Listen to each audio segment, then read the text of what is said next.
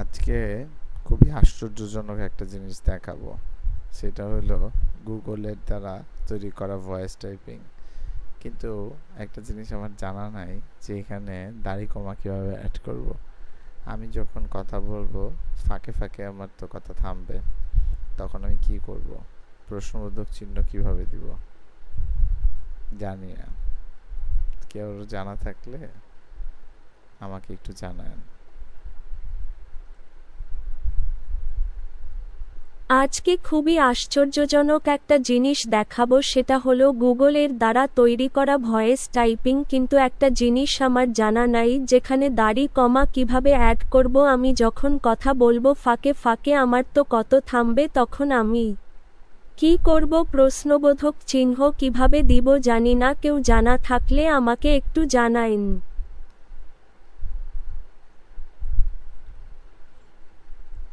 মজার বিষয় হলো কম্পিউটার নিজেও আসলে একদমে কথা বলতে পারে না মানুষের মতো। যেমন আমি একদমে কথা বলতে পারতেছি না কম্পিউটারের মতো।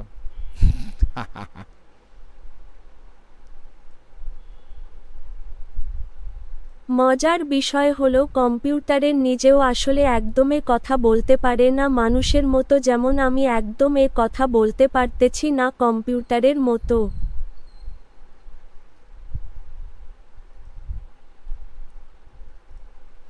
বেচারা আমার কথার মাঝখানে যে হাসিটা ছিল সেই হাসিটাকে স্কিপ করে গেছে। হাস্যকর। আমরা যেটা জানি যে কম্পিউটার সব সময় নাকি হচ্ছে একটা ইমোশনলেস কিছু একটা, তো সেটাই প্রমাণ করলো কম্পিউটার আবারও। আমি আসলে কম্পিউটার বলতে চাই নাই, এটা বলতে চাইছি পুরো সিস্টেমটা আর কি। হ্যাঁ হ্যাঁ হ্যাঁ।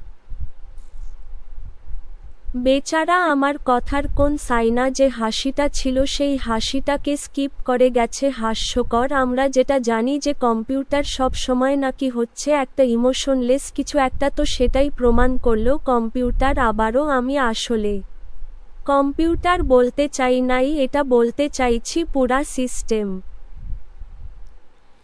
সো আজকের এই ফানি ভিডিও যদি কারো ভালো লেগে থাকে, thank you very much for your kind timing. আমার আসলে মজাই লাগতেছে।